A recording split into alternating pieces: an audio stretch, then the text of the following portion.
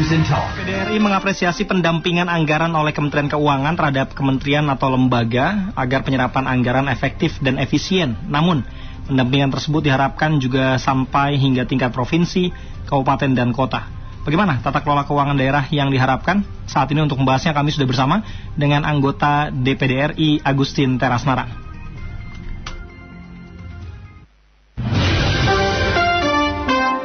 Elshita News and Talk. Pak Teras, sejauh mana sebetulnya pendampingan yang dilakukan itu berdampak pada efektivitas dan efisiensi penggunaan APBN di tingkat pusat, Pak? Ya, pendampingan ini semestinya ya tidak boleh berhenti. Karena apa? Karena tugas dari pemerintah pusat itu tiada lain adalah di dalam rangka untuk melakukan pembinaan dan kemudian juga melakukan pengawasan sehingga semua program-program yang diharapkan oleh pemerintah pusat itu bisa berhasil, dan itu tidak boleh berhenti untuk melakukan pembinaan dan pendampingan. Nah, ini secara khusus yang terkait dengan masalah keuangan. Masalah keuangan ini kan menyangkut masalah tidak sederhana ya, karena di daerah itu kalau menyangkut mengenai masalah keuangan, bukan hanya pemerintah daerah, tetapi juga harus memperhatikan bagaimana sinergitas atau harmonisasi dengan Dewan Perwakilan Rakyat daerah di sana. Karena setiap penggunaan anggaran, kan apalagi kalau melalui APBD dan sebagainya, nah itu kan harus melalui keputusan bersama ya, melalui satu keputusan bersama, dan keputusan bersama ini tiada lain adalah dengan DPRD, apakah itu DPRD provinsi, apakah itu DPRD kabupaten, dan sampai DPRD kota juga demikian. Jadi kompleksitas mengenai masalah perencanaan, kemudian pelaksanaan, termasuk diantaranya evaluasi, termasuk juga diantaranya pengawasan, ini adalah sesuatu hal yang bersifat satu sistem pemerintahan. Nah, oleh karena itu, apabila dianggap belum sempurna, maka perlu ada pendampingan dari pemerintah pusat apa yang diharapkan di daerah. Misalnya Kementerian Keuangan. Kementerian Keuangan melihat bahwa terjadi penyerapan yang tidak sebagaimana yang diharapkan. Nah, tentu kita bertanya, kenapa ini sampai terjadi? Kenapa ini penyerapan ini tidak dilakukan dengan baik? Dan apa kendalanya yang di lapangan? Jadi bukan hanya kepada pemerintah daerahnya, tetapi juga termasuk diantaranya adalah kepada DPRD.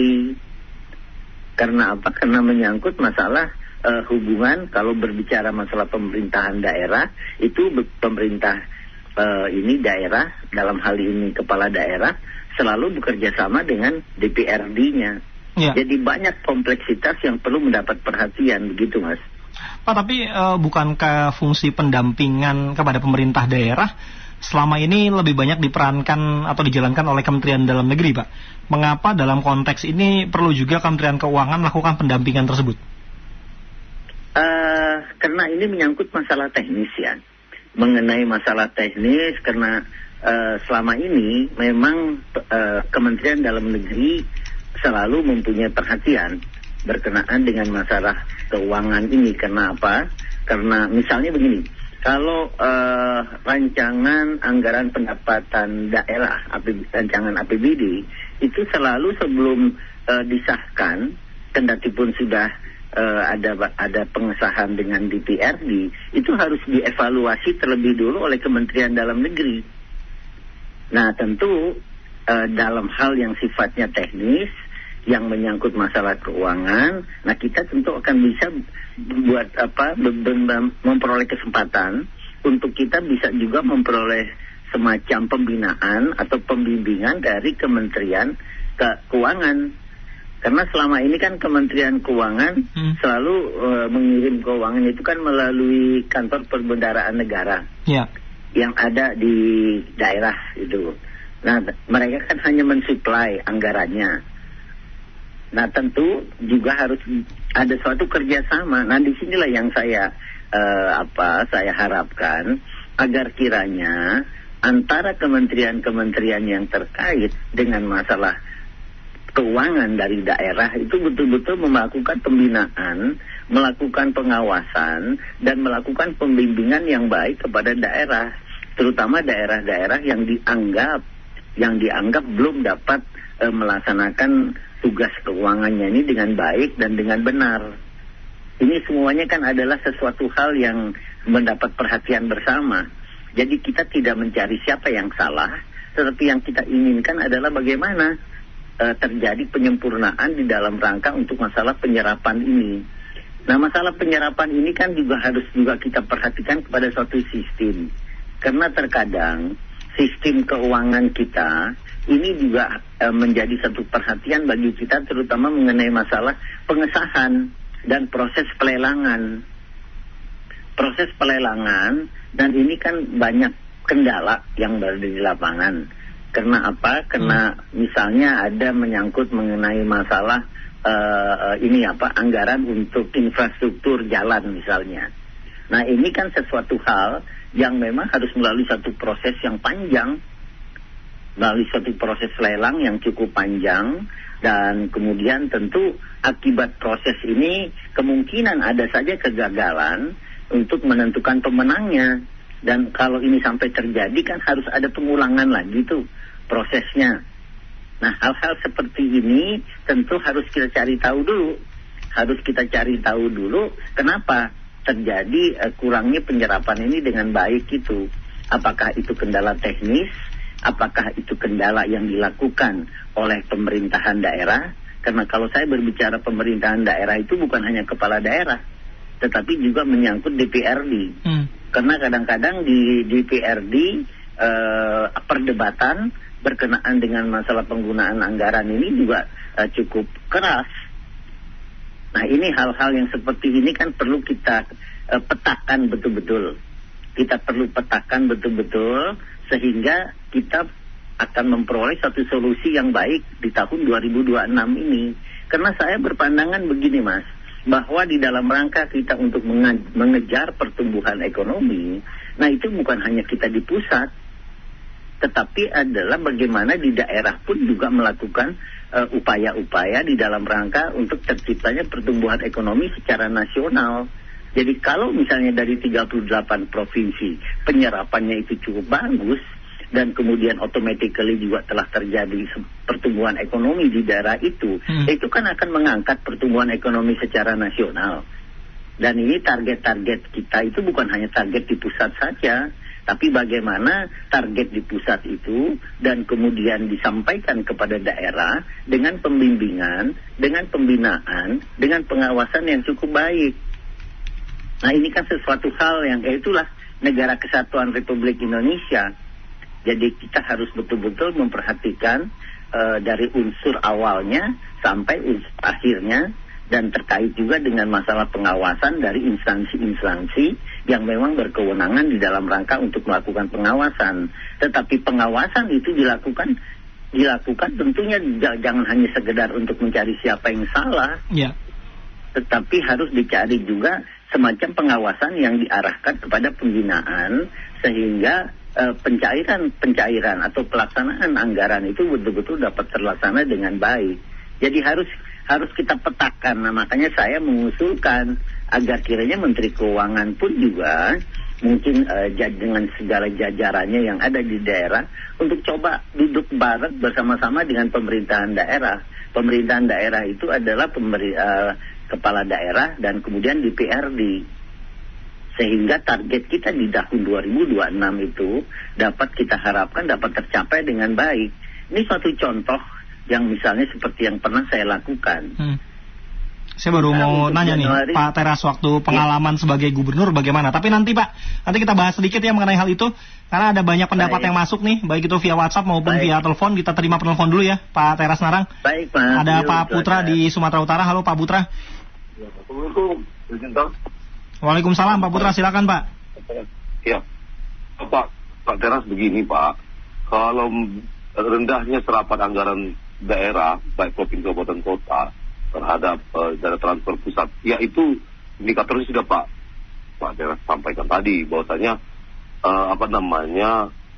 ke kualitas pengelolaan digitalisasi lah mau saya katakan ya. Transparansi itu berbasis digital itu kita belum. Padahal kita kan kalau provinsi kan ada bank himbara, bank pembangunan daerah gitu. Misalnya Bank Jawa Barat, bank provinsi lah.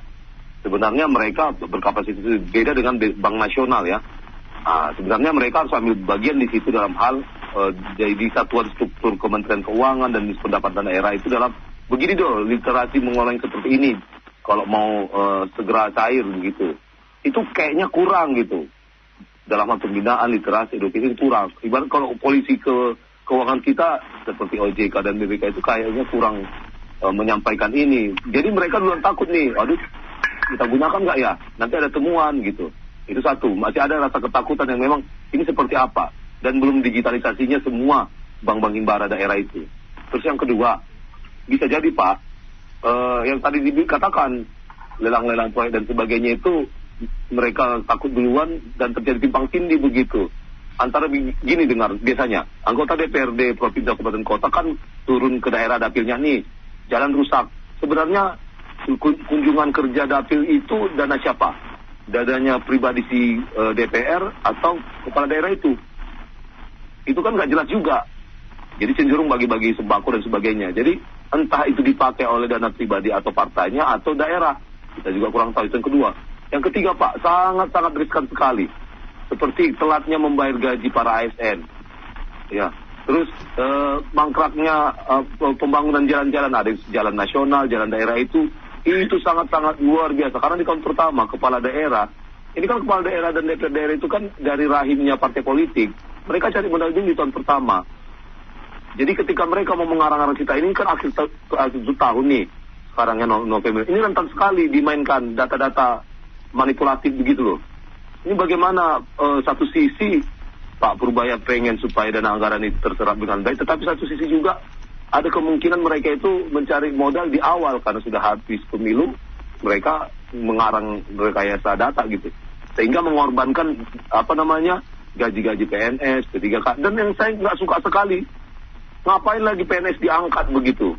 Kalau P3K-nya sudah diuji, itu kan memboros-boroskan anggaran. Oke. Dan kepala daerah itu kan nggak wajib memainkan orang-orang titipan di ASN itu, kan ada seperti itu.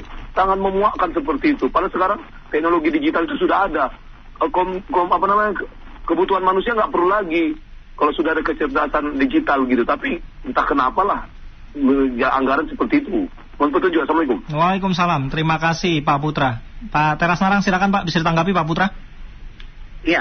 Ya, betul sekali apa yang disampaikan oleh Pak Putra.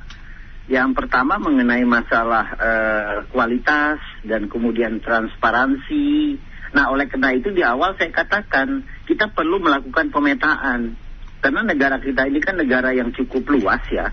Nah, problema yang ada di bagian timur dengan yang di bagian tengah serta di bagian barat itu tidak sama. Sehingga kementerian-kementerian di dalam hal ini Kementerian Dalam Negeri dan Kementerian Keuangan harus tahu betul apa problema yang terjadi di wilayah Indonesia bagian timur dan kemudian apa yang terjadi di wilayah barat yang tidak bisa apple to apple dengan saudara-saudara kita yang ada di bagian tengah. Misalnya seperti Jawa, DKI Jaya, Jawa Tengah, Jawa Timur, Jawa Barat, daerah Banten dan kemudian Yogyakarta. Ya karena mereka dari sisi kualitas mungkin mumpuni ya, tetapi bagi kita di daerah-daerah ya seperti di Kalimantan yang saya merasakan, ya kami harus betul-betul berhati-hati. Karena apa? Karena sistem digitalisasi ini tidak semua mampu kita serap dengan baik dan tidak juga kita mampu untuk melaksanakannya dengan baik. Nah, oleh karena itu makanya di awal tadi saya katakan Kementerian Dalam Negeri dan Kementerian Keuangan khusus berkenaan dengan masalah yang menyangkut masalah transfer untuk ke daerah ini harus memetakan problema-problema yang terjadi di Negara Kesatuan Republik Indonesia ini. Dan saya setuju sekali dengan pendapat Pak Putra, adanya ketakutan dari pihak pemerintah daerah di dalam rangka untuk melaksanakan apa yang memang semestinya harus mereka lakukan. Nah, ketakutan yang seperti ini harus kita coba segera cegahlah, jangan sampai ada ketakutan di dalam penggunaan anggaran. Nah, apa yang harus kita lakukan, yaitu dengan suatu sistem, dengan sesuatu yang didasarkan pada norma prosedur NSPK, norma prosedur dan norma standar prosedur dan kriteria.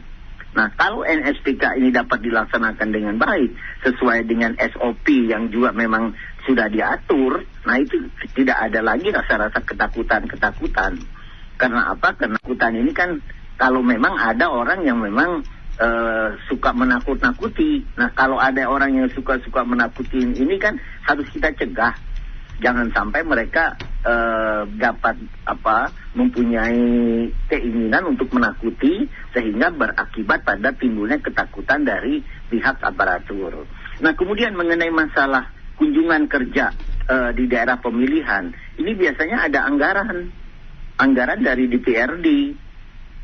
Nah, tentu anggaran dari DPRD ini yang diserahkan kepada anggota DPRD untuk mereka melaksanakan tugasnya. Apakah tugas keuangan, apakah tugas menyangkut mengenai masalah yang menyangkut pengawasan, dan kemudian juga yang menyangkut masalah legislasi. Nah, itulah tugasnya dari anggota DPRD untuk mereka turun ke daerah pemilihannya masing-masing.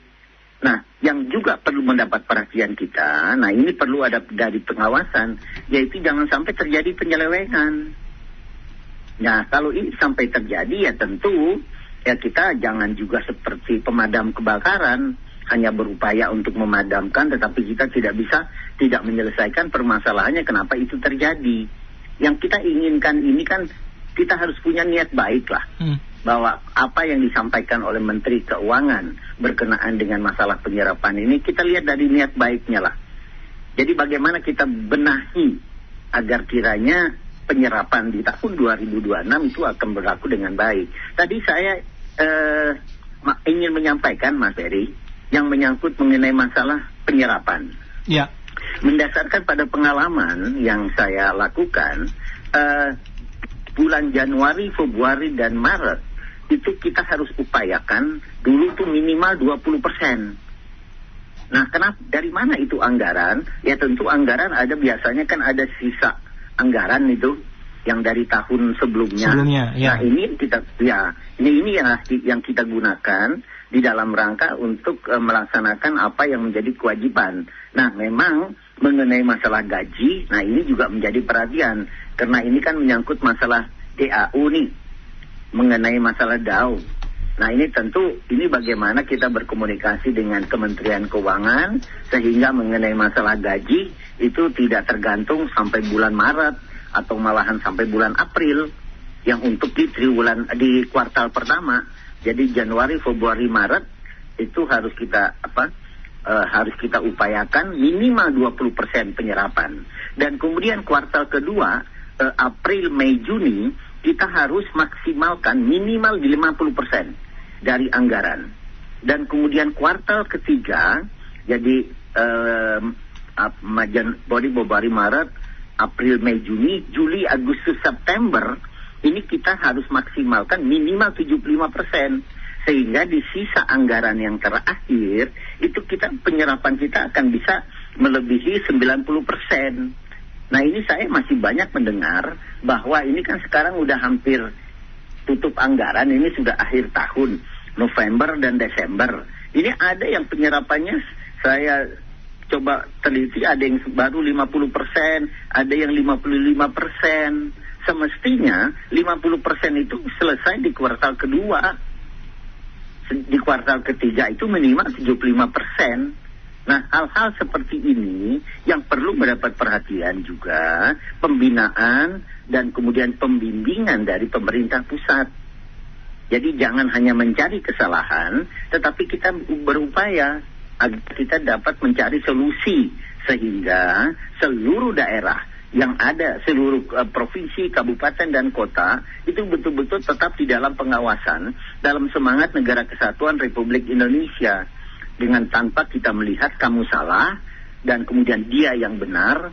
Nah, inilah yang menurut hemat saya untuk di tahun 2026, karena kita mengharapkan sekali bahwa pertumbuhan ekonomi kita harus mendekati 6% atau malahan mungkin lebih dari 6% di tahun 2026. Nah ini menurut hemat saya bisa saja terjadi, karena saya sudah pernah melakukan, memang memakan waktu.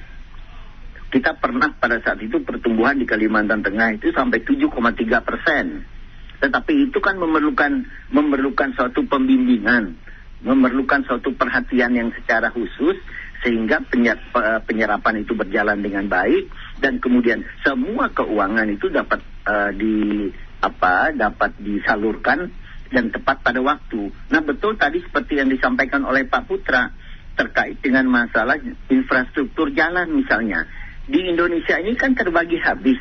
Ada yang jalan nasional, itu APBN, ada yang jalan provinsi, itu dari APBD provinsi, dan kemudian ada yang dari APBD kabupaten kota.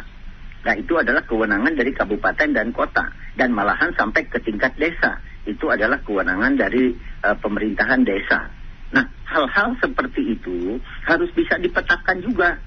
Nah, misalnya ada contoh di Kalimantan Tengah. Katanya di Kalimantan Tengah kendalanya adalah banyak infrastruktur jalan yang rusak. Tapi setelah saya melakukan penelitian, yang rusak itu justru banyak yang jalan nasional. Nah, hal-hal seperti ini yang menurut hemat saya yang perlu mendapat perhatian dari pemerintah pusat. Sehingga saya cukup kasihan dengan kepala daerah yang ada di Kalimantan Tengah. Karena apa? Karena rakyat kan menuntut kepada mereka. Tetapi mereka tidak bisa berdaya. Mereka tidak akan mungkin mempergunakan APBD-nya untuk memperbaiki atau untuk membuat jalan itu lebih baik kalau itu memang kewenangan dari pemerintahan nasional. Karena itu harus menggunakan APBN. Nah, hal-hal seperti itu yang perlu juga kita lakukan pengedukasian, penyadartahuan kepada masing-masing pihak bahwa di negara kita ini masing-masing itu punya kewenangan. Dan satu hal lagi yang menurut hemat saya, Mas, mengenai masalah berilah kesempatan kepada daerah untuk mereka bisa berkembang dengan baik. Jadi artinya jangan juga semua kewenangan itu ditarik oleh pusat, dan kemudian daerah yang saya khawatirkan mereka menjadi apatis dan mereka hanya sekedar menjadi contoh, menjadi semacam penonton. Nah, ini hal-hal seperti ini yang menurut saya semangat otonomi daerah, semangat desentralisasi, semangat dekonsentrasi harus mendapat perhatian juga, dan jangan sampai ada semangat yang untuk melakukan resentralisasi, seolah-olah semuanya harus dipegang oleh pusat. Kenapa harus dipegang oleh pusat? Jangan sampai juga pusat ada ketidakpercayaan terhadap pada Pemda ya. Iya, kepada Pemda, kepada daerah di dalam melaksanakan tugasnya. Nah, kenapa itu sampai terjadi? Ya berarti ada pengawasan yang tidak dilaksanakan dengan baik. Dan pemerintah pusat pun kalau berkunjung ke daerah, jangan hanya sekedar berkunjung seremonial belaka. Tapi harus tahu persis apa yang menjadi problema di daerah itu. Nah, karena kita pada hari ini berbicara berkenaan dengan masalah keuangan, nah saya rasa inilah menjadi tugas dari pemerintah pusat di dalam rangka untuk mencari solusi sehingga di tahun 2026 yang akan datang tidak ada lagi problema yang menyangkut masalah keuangan. Dan tidak ada lagi istilah bahwa ada daerah yang mendepositokan uangnya di bank dan lain sebagainya. Itu kan sesuatu hal yang memberatkan juga buat daerah.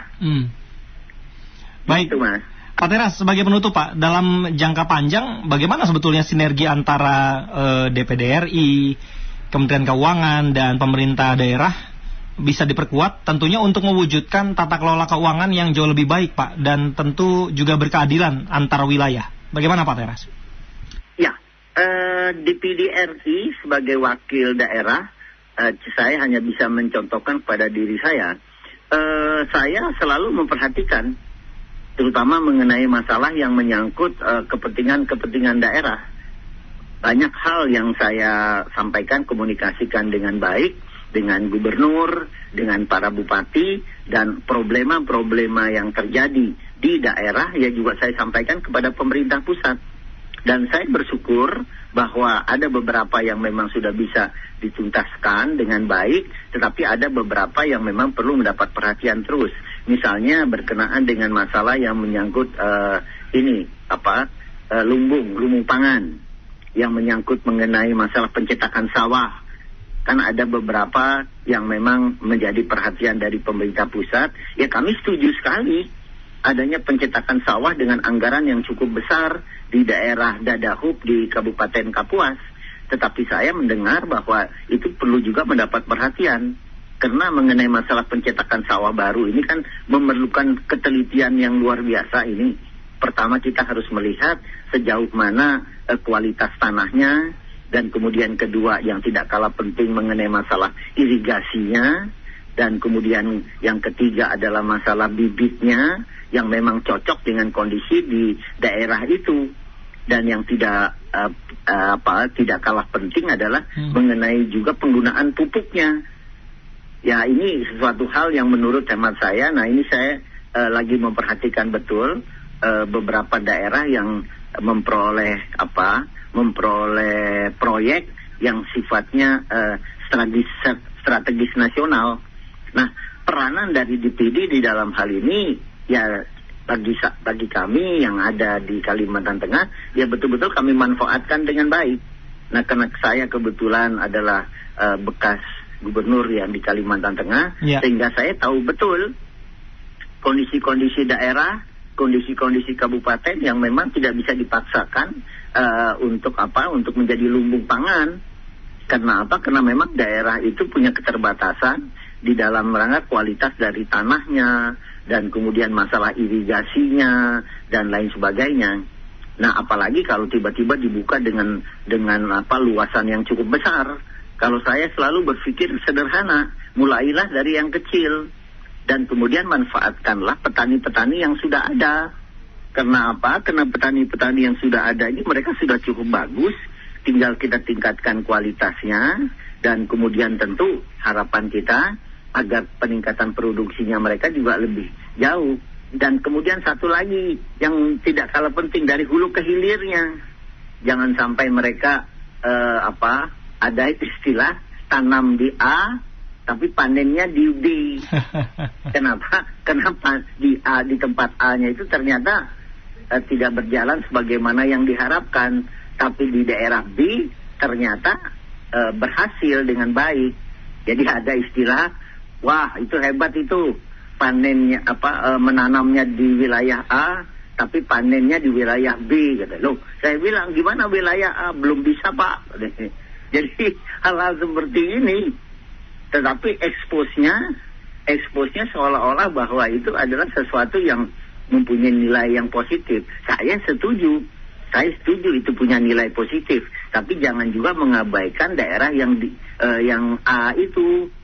Jangan sampai nanti yang di A dihilangkan dan kemudian uang cukup besar di wilayah A dan kemudian juga berakibat pada hal-hal yang memang tidak kita harapkan. Nah, hal-hal seperti itu yang terjadi di Kalimantan Tengah dan saya sebagai anggota DPD selalu memperhatikan hal-hal seperti itu dan komunikasi, saya baru saja tiba dari Palangkaraya dan komunikasi kami cukup bagus dengan pemerintah daerah dan kemudian juga ada perhatian malahan nanti tanggal 12 kami akan bertemu dengan kementerian, salah satu kementerian yang menyangkut mengenai masalah pendidikan.